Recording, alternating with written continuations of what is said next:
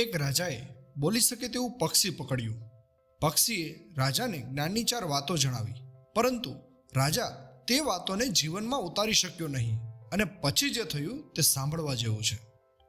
પ્રાચીન સમયમાં રાજાનો દ્રાક્ષનો એક બગીચો હતો. તેમાં દ્રાક્ષના અનેક છોડ હતા. બગીચાની દેખરેખ કરનાર માળી રોજ દ્રાક્ષ તોડીને રાજા માટે લાવતો હતો. બગીચામાં એક પક્ષી આવ્યો અને તેણે દ્રાક્ષ ખાવાનું શરૂ કરી દીધું. પક્ષી મીઠી દ્રાક્ષ ખાઈ લેતું અને ખાટી દ્રાક્ષ નીચે પાડી દેતું હતું. માળીએ પહેલા દિવસે તો ધ્યાન આપ્યું નહીં.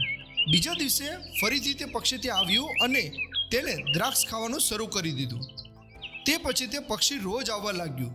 હવે તે માળી પરેશાન થઈ ગયો હતો. માળીએ પક્ષીને ભગાડવાની ખૂબ કોશિશ કરી, પરંતુ તેને સફળતા મળી નહીં.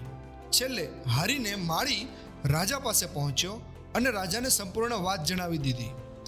રાજાએ માળીને કહ્યું કે તેઓ જાતે જ તે પક્ષીને પકડશે. બીજા દિવસે રાજા દ્રાક્ષના છોડ પાછળ સંતાઈ ગયા. રોજની જેમ પક્ષી જેવું ત્યાં આવ્યું, રાજાએ તેને પકડી લીધું. પક્ષીએ રાજાના હાથમાંથી મુક્ત થવાની ખૂબ જ કોશિશ કરી, પરંતુ તેને સફળતા મળી નહીં. પક્ષીએ રાજાને કહ્યું કે જો તમે મને છોડી દેશો તો હું તમને જ્ઞાનની 4 વાતો જણાવીશ. બોલતું પક્ષી જોઈને રાજા આશ્ચર્ય પામી ગયા. તેમણે કહ્યું કે પહેલાં 4 વાતો જણાવો, તે પછી હું વિચારીશ. પક્ષીએ પહેલી વાત જણાવી કે હાથમાં આવેલા દુશ્મનને ક્યારેય છોડવો જોઈએ નહીં. બીજી વાત, ક્યારેય કોઈ અશક્ય વાત ઉપર વિશ્વાસ કરો નહીં. ત્રીજી વાત, વીતેલી વાતો ઉપર પછતાવો કરવો નહીં. 3 વાતો કહ્યા પછી પક્ષીએ રાજાને કહ્યું કે હું તમારા હાથમાં ફસાઈ ગયો છું. કૃપા કરીને તમારી પકડ થોડી ઢીલી કરી દો.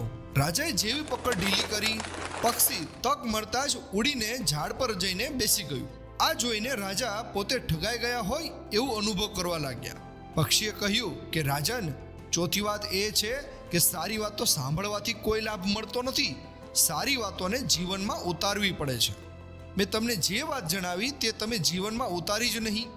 તમે મને એટલે કે દુશ્મનને છોડી દીધો, મારી અશક્ય વાતો ઉપર વિશ્વાસ કર્યો અને મને છોડીને પછતાઈ પણ રહ્યા છો.